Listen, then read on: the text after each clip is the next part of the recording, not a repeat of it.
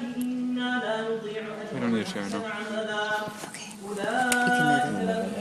Just don't not hit him. Do you have no faith in me? Okay, it's on. So then it'll say, So you know I was here when we got this, right? what happened? Maybe what But this is happened. better, I like it. It's a nice new system. It's a Milo.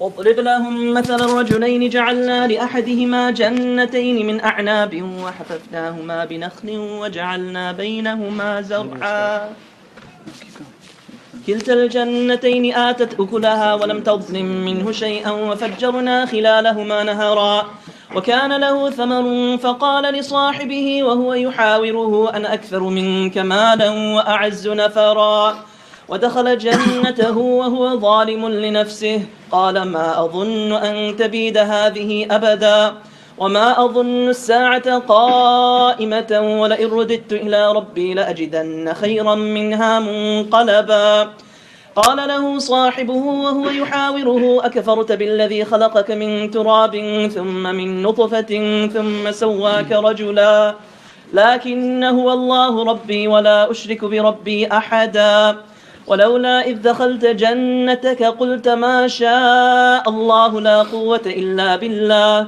إن ترني أنا أقل منك مالا وولدا فعسى ربي أن يؤتيني خيرا من جنتك ويرسل عليها حسبانا من السماء فتصبح صعيدا زلقا أو يصبح ماؤها غورا فلن تستطيع له طلبا وأحيط بثمره فأصبح يقلب كفيه على ما أنفق فيها وهي خاوية على عروشها ويقول يا ليتني لم أشرك بربي أحدا ولم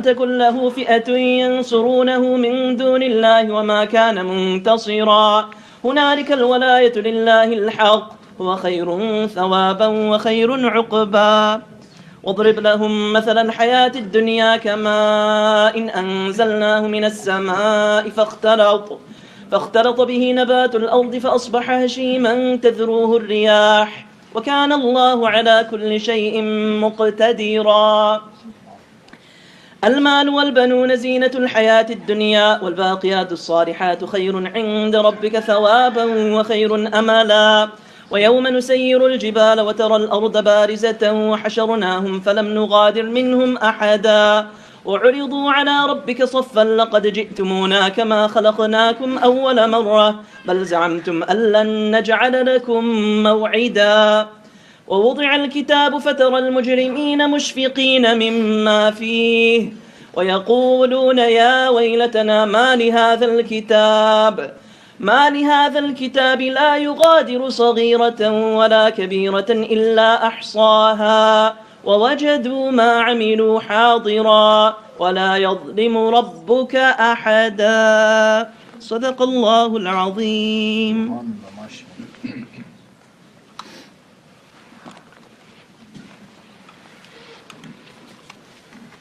السلام عليكم ورحمة الله وبركاته.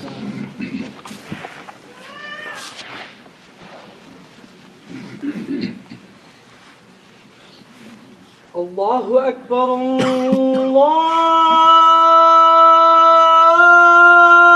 الله أكبر الله أكبر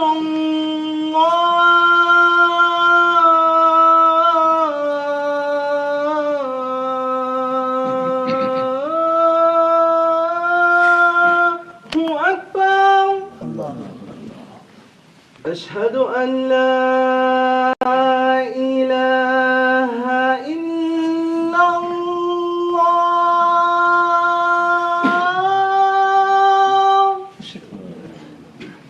أشهد أن لا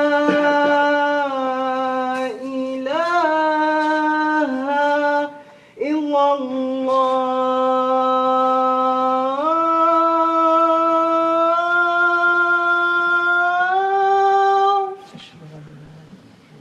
أشهد أن محمدا رسول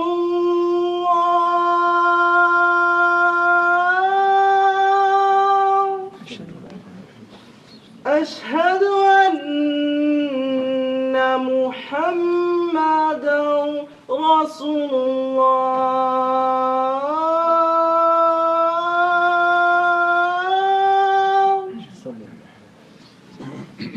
حي على الصلاة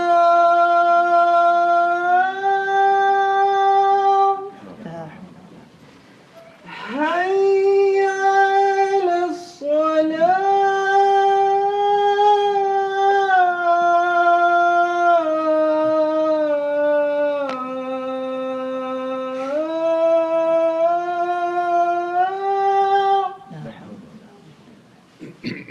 حي على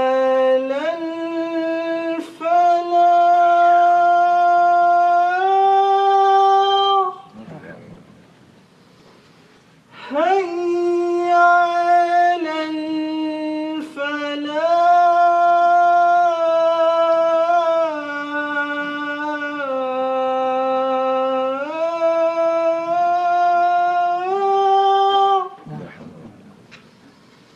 الله أكبر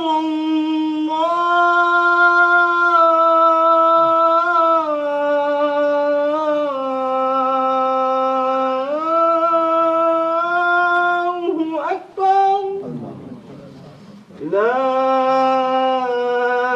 إله إلا الله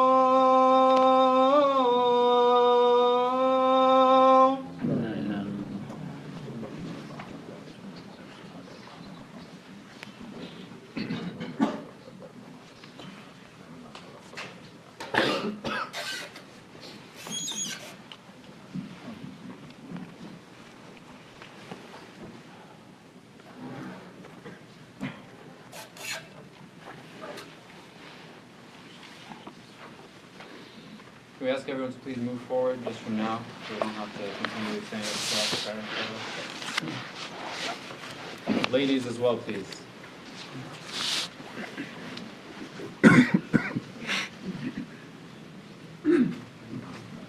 إن الحمد لله نحمده ونستعينه ونستغفره ونعوذ بالله من شرور أنفسنا ومن سيئات أعمالنا من يهد الله فلا مضل له ومن يضلل فلا هادي له وأشهد أن لا إله إلا الله وحده لا شريك له وأشهد أن محمدا عبده ورسوله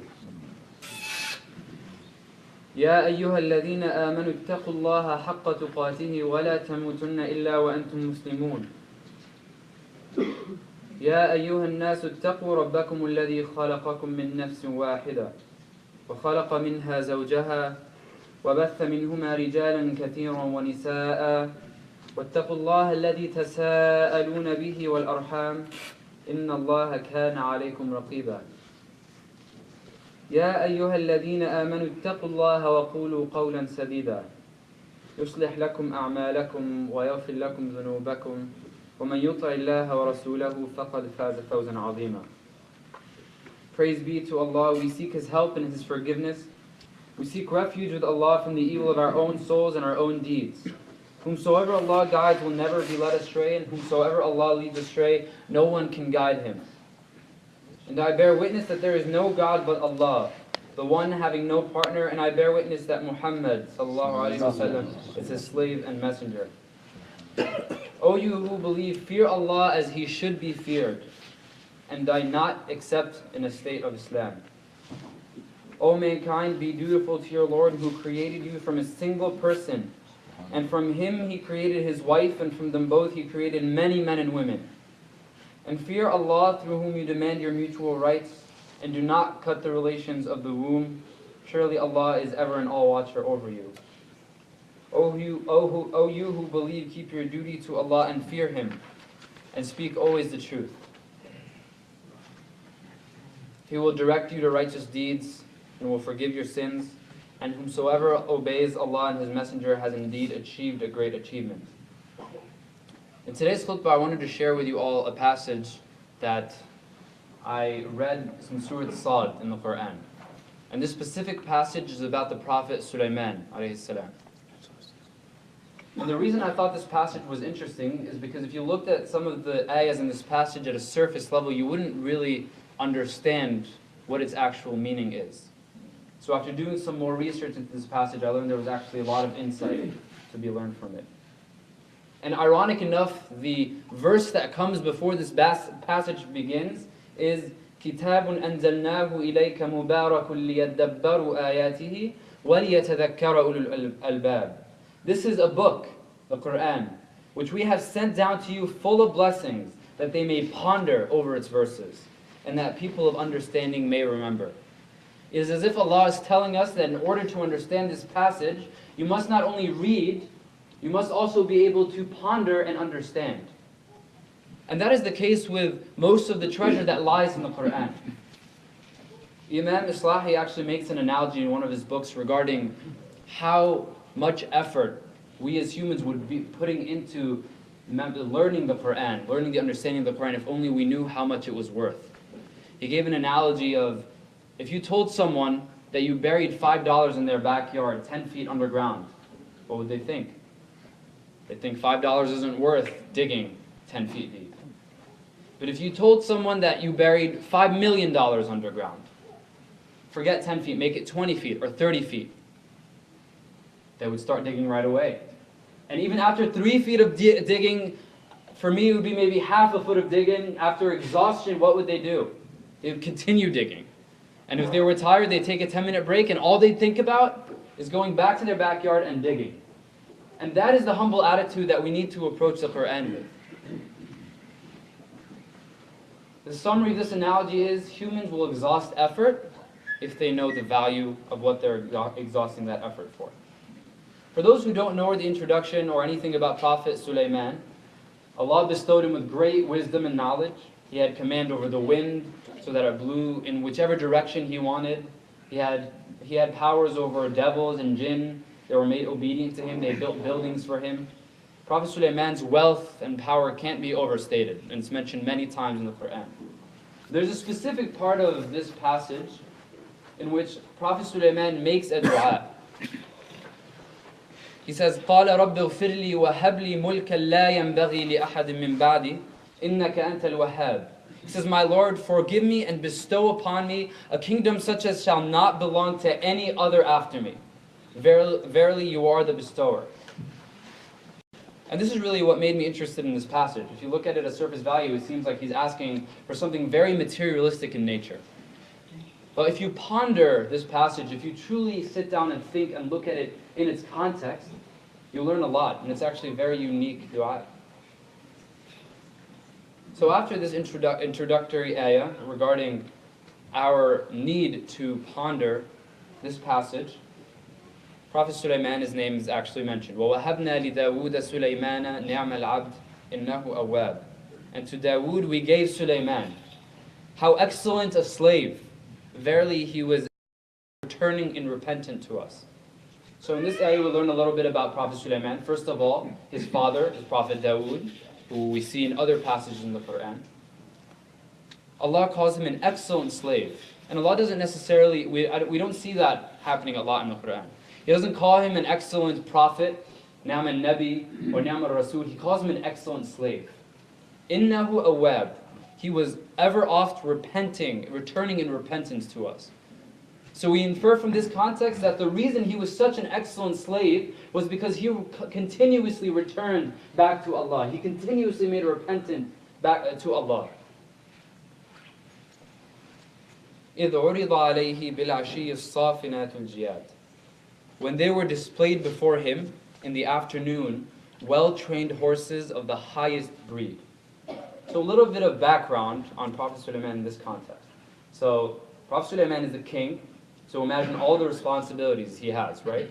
He has a kingdom to rule, wars to fight, an administration to govern. He's also a Nabi, so he has he's a prophet, he has a spiritual responsibility as well. He has responsibility to his families. He has responsibilities to allies in nearby nations. But in this ayah, it is describing him inspecting horses, basically, his cavalry. And in this ayah, it doesn't just describe these horses as just any normal horses. As-Safinatul Jiyad, actually many scholars go into pages actually describing how beautiful these horses are. They were active, they were healthy, they were swift, they were graceful, they were beautiful, beautiful horses that he was inspecting. Most important of all, that they're battle horses. They're going to help him defend the Muslim Ummah, they're going to help him build his army and his cavalry. And they're presented to him for inspection. Now this isn't the main lesson from the passage that I meant to send, but this is something small that you can also take from it. He is the king and ruler of all of this, and he is inspecting the horses in his cavalry. And what this teaches us is that there's no task that is too small or too big in the service of Allah. If you think about it, I'm standing here giving a khutbah, so you all think, I made this happen. But if you think about it, there's also someone recording this khutbah so that people downstairs can hear it. There's someone who set up the mic and this stand, someone who serves food after the khutbah sometimes. Not today, don't get excited. I don't believe there's any food today. There are people who do vacuuming to make sure that every time we come here, that this is a pleasant and nice area for us. All of those people are the same in the eyes of Allah. In fact, someone who's babysitting in the back may even be higher in the eyes of Allah than the person giving the khutbah. This is a remembrance for us. There is no task too small or too big. There is no, I'm the CEO, you're the secretary, I don't inspect horses, I have to strategize military operations attitude when discussing Allah and when doing things in His sake. So that is a small lesson we can learn from just this specific instance.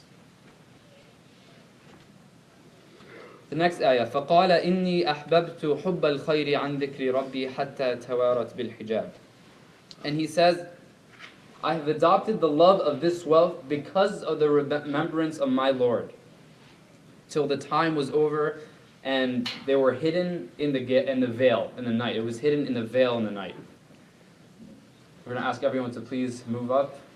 If you see an inch in front of you, please take that inch, because if 12 people take inches, then there will be a foot behind everyone else.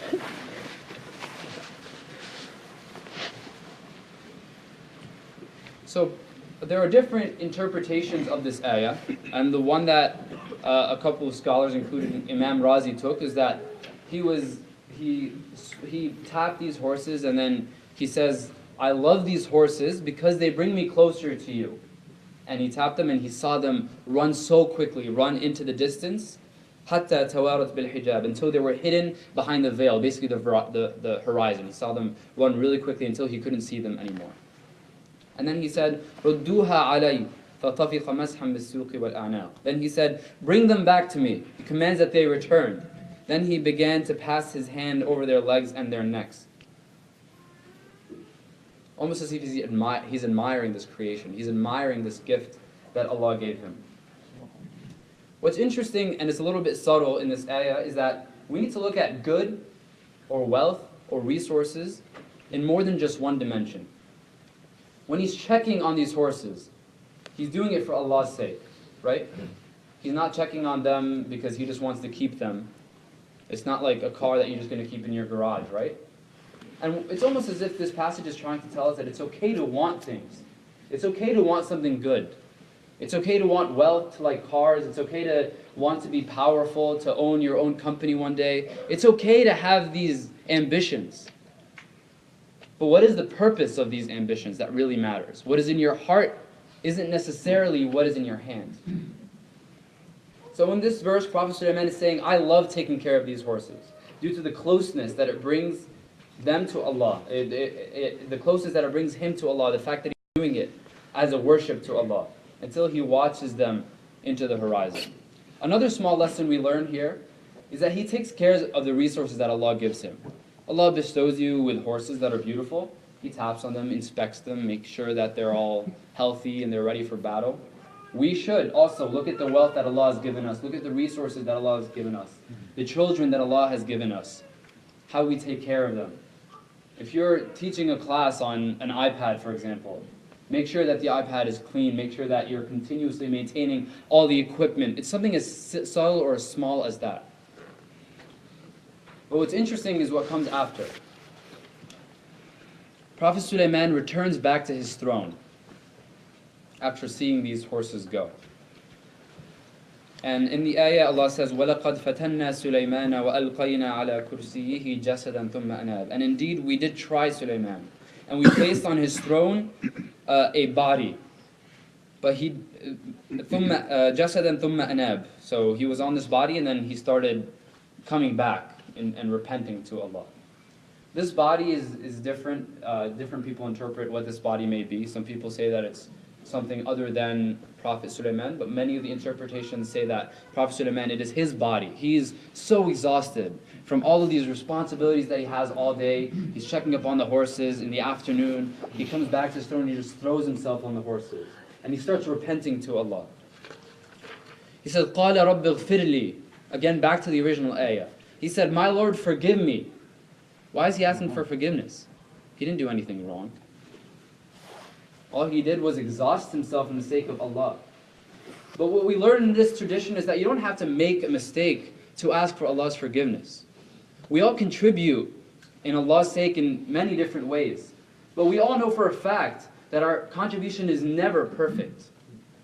Even Prophet Ibrahim, after he made the Kaaba, he's making dua to Allah and he says, وَتُبْ عَلَيْنَا, and repent for and accept our repentance. No matter what you do, if it's in the sake of Allah, rather than patting yourself on the back, ask for Allah's forgiveness, that it may not have been as perfect as it should have been. So he says, قَالَ رَبِّ اغْفِرْ لِي وَهَبْ لِي مُلْكًا لَا يَنْبَغِي لِأَحَدٍ مِّن بَعْدِي إِنَّكَ أَنْتَ الْوَهَّابُ. And bestow upon me a kingdom such as shall not belong to any other after me. Verily you are the bestower. He's asking Allah, give me the largest kingdom. Give me the power that no one after me will ever have. A lot of people, when they translate the word mulk, it doesn't just mean kingdom, it also means capability, the power. And many scholars have interpreted this ayah to be, give me the ability, you have given me so many resources, you have given me all of this that I have, give me the ability, the energy to be able to actualize my strengths and my talents. And he makes a dua that no one else will have it. He recognizes corruption in his land. He knows that absolute power does corrupt. So he's asking Allah to give him this power because he knows that not anyone could just be trusted with the amount of absolute power that Prophet Sulaiman was given him. He knows how much corruption can change a kingdom. And like when Prophet Zakaria said in a different narration, وَإِنِّي خِفْتُ الْمَوَالِيَ مِنْ وَرَائِي. And I feared what would come with people after me, what they would do with power, what they would do with it. Now we're also subtly learning a lesson in this ayah that we're not supposed to ask Allah for things that other people necessarily have. Oh Allah, please give me what Ahmed has, because I want his life, it seems awesome. No, here Prophet Sulaiman is asking Allah to give him something that only he can have, something customizable to his strengths and his talents. Appreciating what Allah has given him and asking for more to be able to scale what he has on a higher level in the service of Allah. And what's important to realize here is that wealth and material good will never be scarce in this ummah. It is our drive and intention to do good that's truly missing. When Allah sees that in you, He opens the doors of rizq. So subtly it's saying, don't live a life of comparison. Don't look at other people and wish that you had what they had. Look at yourself. What are you good at? What do you need to improve upon? What do you have? What do you want? And why do you want it? So if you look at the next ayahs, Allah answered his dua. So Allah subdued the wind for him. And that wind follows his command whenever he wants, calmly and swiftly, and in whichever direction he wants them to flow. The Arabic, فَسَخَّرْنَا لَهُ الرِّيحَ تَجْرِي بِأَمْرِهِ رُخَاءً حَيْثُ أَصَابَ. And not just that, وَالشَّيَاطِينَ كُلَّ بَنَّاءٍ وَغَوَّاسٍ. And also the devils, every kind of builder and diver.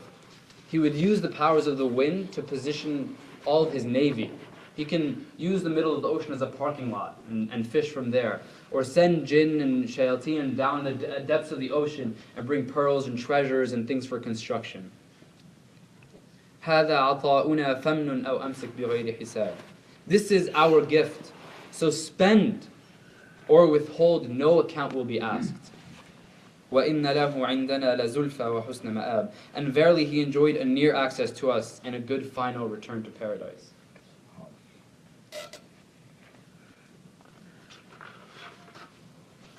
So I want to go through a couple of lessons that we learned from the beginning of this passage and then the main lesson. First of all, in order to truly understand and internalize the Quran, we need to ponder it and put real effort into it. We can only put real effort into something that we truly understand its value. The second lesson, there is no task that is too small or too large in the cause of Allah. As a ruler of the kingdom, Prophet Sulaiman took it upon himself to inspect the horses in his cavalry. Third, it's completely fine to ask Allah for power, wealth, and resources, as long as what you ask for isn't an end but a means to an end. Fourth, when asking for providence from Allah, ask for Allah to provide you with something that you can leverage your own strengths for. Don't live a life of comparison and ask for something that just Allah, or just because someone else has it. And finally, the most important lesson in this passage, engaging in this world and excelling in this world is an integral part of our deen. So this attitude that my goal in life is just to support my family and pray 5 times a day and just fast Ramadan, that's a corrupted attitude. There is no separation between a worldly life and spiritual life in Islam. We submit our worldly life to a higher goal.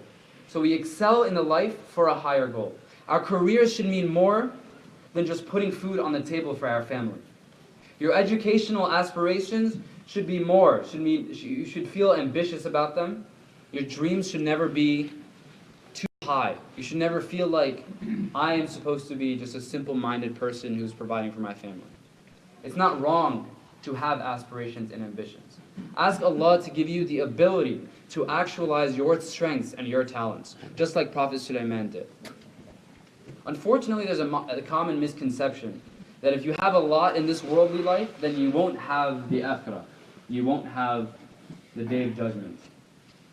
There's a difference between what someone has in their hands versus what someone has in their heart. And it's very interesting, the order of the passages of prophets. After Dawood comes his son Sulaiman, and after Sulaiman, Allah talks about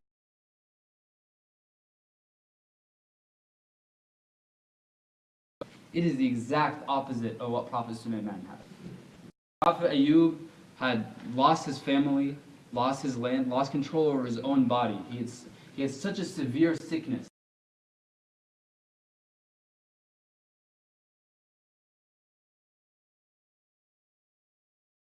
Generation that's going to can't make judgments about the current state that we're in. All we need to do is aspire to be better with what we have and ensure that our intentions are for a good end, not just for that wealth. The wealth is a tool to acquire more good in the sake of Allah. We ask Allah to actualize our strengths and talents to best serve Him and His Ummah. Ameen. أقول قولي هذا وأستغفر الله لي ولكم ولسائر المسلمين فاستغفروه إنه هو الغفور الرحيم.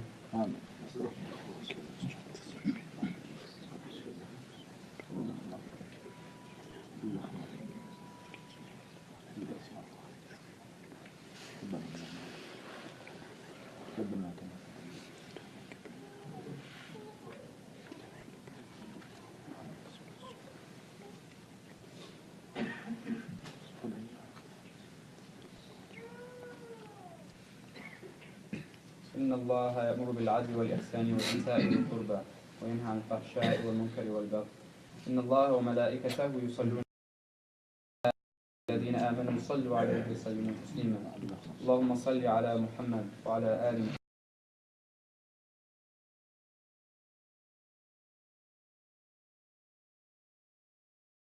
إبراهيم وعلى آل إبراهيم في العالمين إنك حميد مجيد.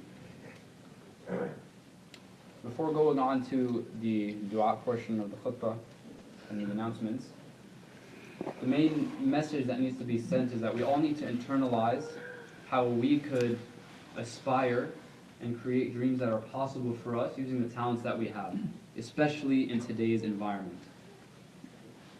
What our Muslim Ummah needs is for us to bring the Quran and the message of the Quran to every single career in the world, to law, politics, science, business, arts. We need our version of Prophet Sulaiman's horses. We need to excel and show the excellence of Islam in everything that we do, and prove that you can lead a life of dhikr and at the same time still excel in this world. So think about your education, circumstance that each and every one of us are in right now, due to simply where we live and what's happening in current events. How can we take our careers and get ourselves out of the mindset of just thinking in our beautiful hopes through the hard work of communication, connection, and community? Be online and speak with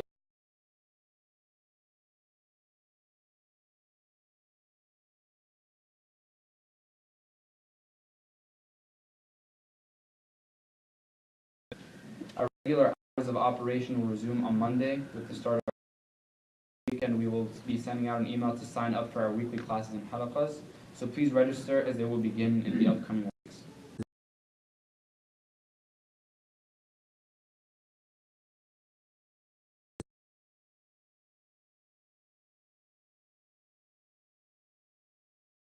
One dua request who just passed away a couple of days ago in Egypt.